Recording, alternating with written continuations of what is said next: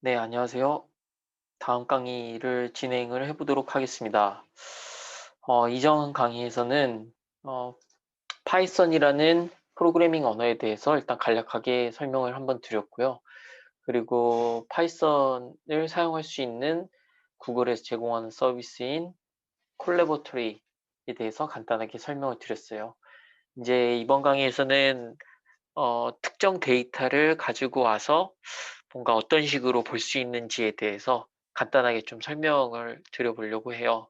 네.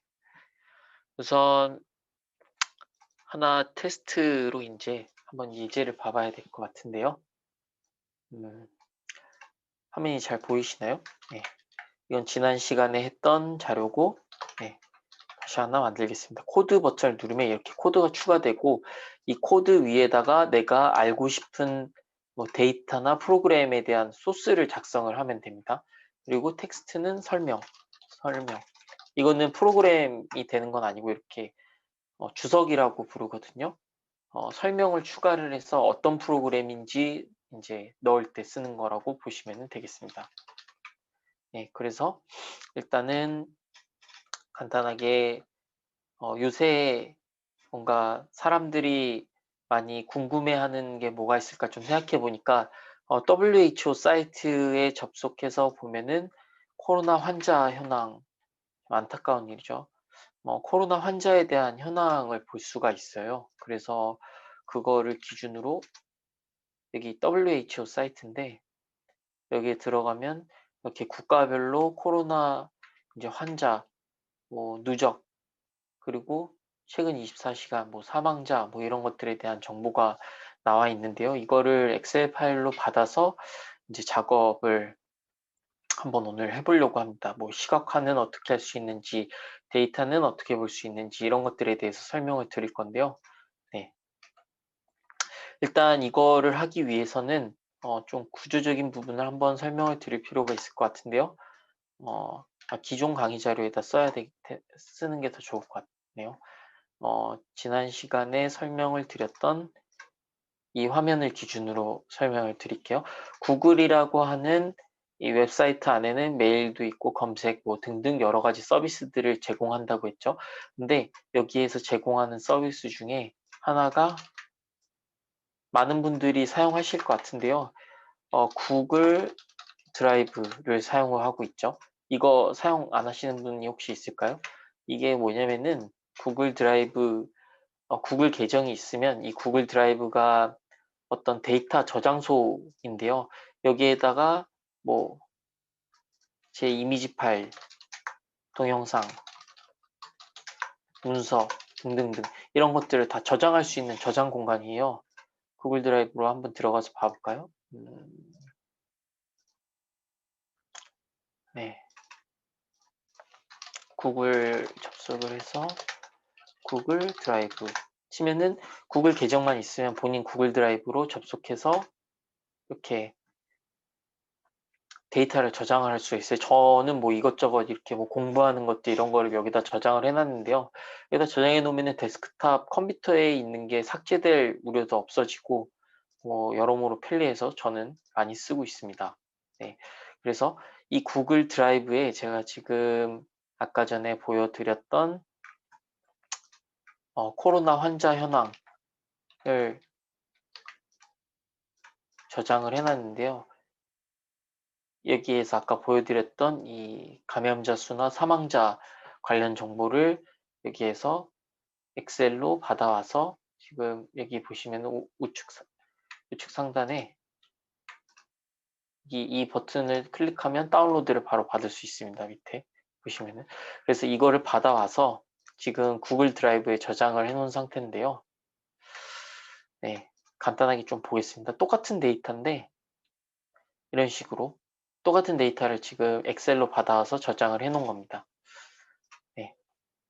그래서 이거를 저장을 했는데 이 저장을 한 거를 왜 말씀드렸느냐? 파이썬 개발 환경에서 이걸 하는 목적은 우리가 데이터를 좀 더 쉽게 시각적으로 이제 아니면은 한눈에 빨리 뭐 이렇게 보기 위해서죠. 근데 그러려면 뭐가 있어야 될까? 데이터가 있어야 되죠. 그래서 그 데이터를 구글 드라이브에 저는 저장을 해놨고 그거를 가지고 와서 이제 사용을 하려고 합니다. 이번 예제에서요. 데이터. 이거를 가지고 와서 사용을 하려고 합니다. 이게 전문 용어로 마운트라고 하거든요.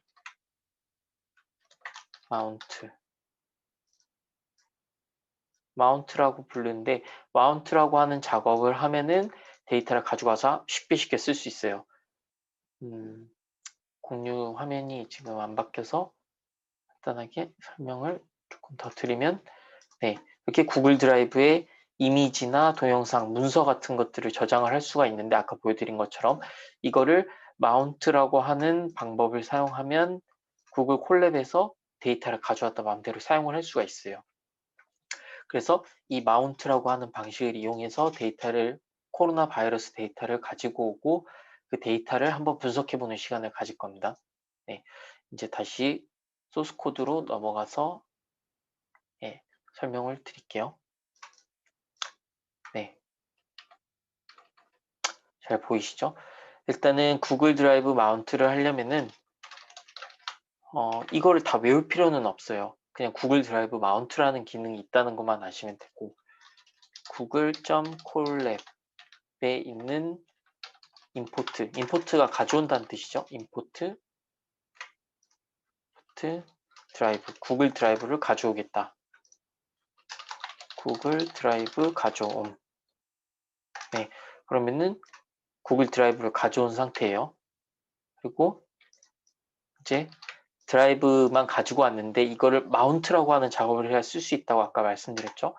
그래서 여기에다가 drive.mount, 이거는 다 똑같아요. 구글 콜랩으로 사용하는 경우는 똑같으니까, 그리고 소스 코드는 공유를 해드릴 테니 한번 참고를 해보시면 될 것 같습니다. 이렇게 하면 이제 어솔라이제이션 코드, 인증 코드를 입력해라 이거거든요. 이게 무슨 얘기냐면 내 구글 드라이브 어느 계정에 접근을 할 것인지에 대한 코드를 달라는 내용이고요. 클릭을 하면 네, 이렇게 제 계정이 있는데 저는 지금 이 계정에 코로나 바이러스 데이터를 저장을 했거든요. 확인하면 이렇게 암호화된 코드를 받아올 수가 있어요. 이거를 입력을 하면은 제 구글 드라이브랑 이 파이썬 프로그램이랑 연동이 되어 있는 상태입니다. Mounted at Content Drive 이렇게 되고요. 좌측 하단에 이 폴더 버튼을 누르면 제 구글 드라이브, 이게 구글 드라이브거든요. 여기에 있는 데이터에 접근을 할 수가 있게 됩니다. 그래서 이제 접근을 할 수 있는 상태니까 제가 코로나 바이러스 데이터를 프립의 로우 데이터라고 하는 위치에다가 저장을 해놨거든요. 이거고, 그러면 찾아볼게요. 프립, 아니네. 콜랩의 프립의 로우 데이터, 여기에 저장을 해놨어요. 여기에 있는 이 CSV 파일로 저장을 해놨습니다. 오른쪽 마우스 클릭을 하시면 경로 복사가 있고요. 이제 경로 복사를 하면은 이 경로에 해당하는 이 경로에 있는 데이터를 가지고 오려고 합니다. 경로니까 패스라고 할게요. 패스를 이렇게 지정을 해놓고 이제 이 데이터를 가지고 오고 싶어요. 그럼 패스가 뭘로 돼 있냐? 그냥 이름이죠. 이걸 가지고 오는 메서드로 호출을 해야 됩니다. 이것도 이제 외우지는 않으셔도 되는데 파이썬에서 특정 기능을 제공하려면 그 기능을 지원하는 라이브러리를 불러와야 됩니다. 불러올 때는 임포트, 가지고 온다라고 해서 임포트고요. 일단은 파이썬을 쓸 때 딱 두 가지만 알고 계시면 돼요. 기본적으로 임포트, 판다스, 임포트, 이거는 외워야 될 거 아니고 그냥 어렵게도 생각하실 필요 없이 구글 콜랩을 사용하신다고 하면 임포트 판다스 spd, 임포트 numpy smp, 이거는 그냥 예약어니까 약속된 언어기 때문에 너무 복잡하게 생각하지 마시고 그대로 치시면 됩니다. 그래서 다시 임포트를 하고 경로 정보를 받아와서 이거를 보려면은 위에 있는 판다스라는 걸 사용을 해야 되는데요. pd.read 읽는다 CSV 파일을 읽겠다는 뜻이거든요. 되게 쉽죠. CSV 파일이잖아요. 이 파일이 그래서 CSV 파일을 읽는다라고 보시면 되고, 여기에다가 패스 정보를 입력해서 이제 프로그래밍 언어에서는 받아왔으면 이걸 사용하기 위해서 이름 변수라는 거에 할당을 해줘야 되거든요. 그래서 이거를 데이터라는 이 새로운 변수를 만들어서 할당을 한번 해주겠습니다. 그러면 데이터, 네, 이렇게 좀 생략돼서 나오는데, 생략된 거는 생략 안 되게 하는 명령어가 있는데 그건 다음 수업 시간에 설명드리도록 하고, 똑같은 코로나 바이러스 데이터가 이렇게 엑셀 시트처럼 나오죠. 이런 식으로 나옵니다. 똑같은 데이터고요. 이 데이터를 그대로 엑셀 시트로 보여준 자료입니다. 그래서 이거를 기준으로 이제 이렇게 봤을 때 좀 어렵죠. 조금 쉽게 보이고 시각적으로 어떻게 볼 수 있는지는 또 다음 수업 시간에서 설명드리도록 하겠습니다. 감사합니다.